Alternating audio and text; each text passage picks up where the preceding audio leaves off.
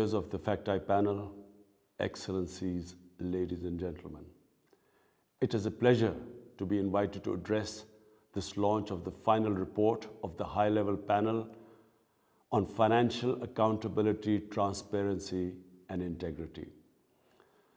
When my government took office 2.5 years ago, the country's coffers were empty, denuded by huge and accumulated trade and fiscal deficits.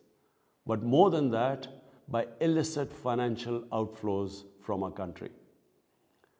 Your interim report confirmed that due to political and official corruption, as well as crime and tax evasion, trillions of dollars flow out of developing countries each year. $7 trillion in stolen assets are parked in the financial haven countries. The flight of this vast resources from the developing countries is a principal cause of their underdevelopment, poverty, inequality, and political instability.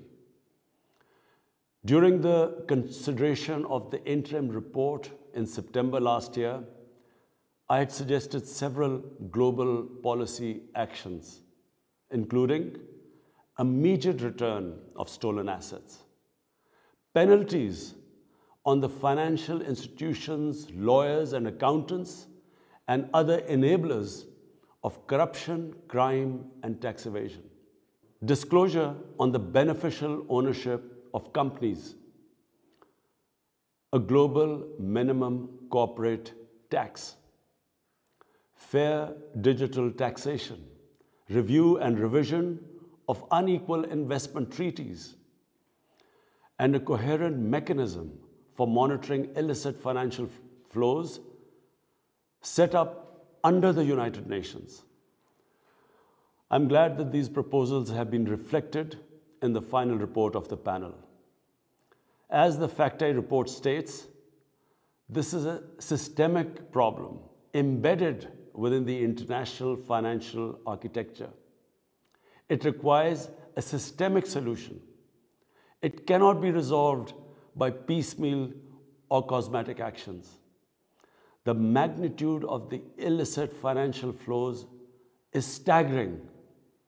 If recovered and returned, they can have a transformational impact on the development prospects of the developing countries. As the report says, this could enable the developing countries to eradicate poverty, reduce inequalities, build back better after the COVID crisis, address climate change, and strengthen human rights. I endorse the 3-point plan proposed by the panel. 1, apply international values of honesty and integrity to all financial transactions. 2, strengthen policy frameworks. And 3, reform and reinforce the relevant institutions dealing with these illicit financial flows. These responses could form a part of global pact for financial integrity. National and cross-border financial transactions should be regulated under a value-based system encompassing accountability, transparency, legitimacy, fairness, inclusion, and equity. These values should be reflected in all national and international financial instruments, institutions, and transactions, and particularly in those bodies which address illicit financial flows. All such activities should conform to rules and standards that are compatible with and contribute to sustainable development. And global financial governance must improve.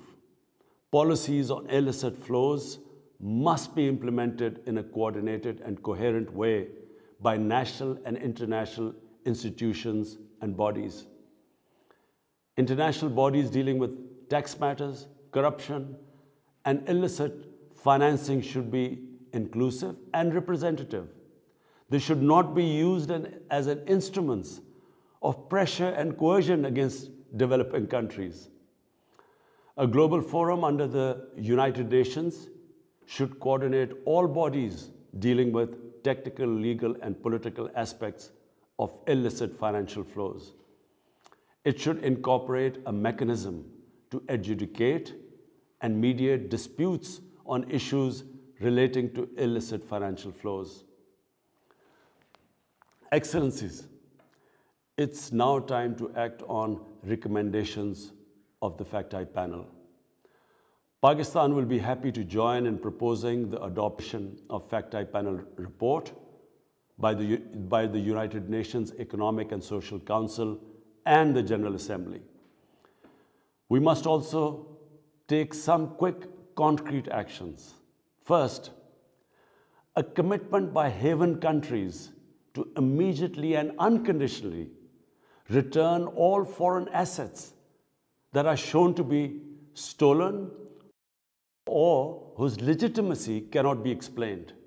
The OECD's proposal to freeze and return the unexplained assets of foreign politically exposed persons is worthy of consideration. Secondly, the UN should initiate several steps, including initiate negotiations on the new international tax cooperation and anti-money laundering legal instruments, like the Convention on Corruption. Adopt common principles identified by the FACTI panel that would apply to all financial transactions, and establish a UN coordination, adjudication, and mediation mechanism on illicit financial flows.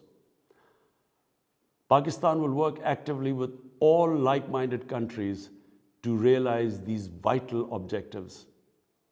I thank you.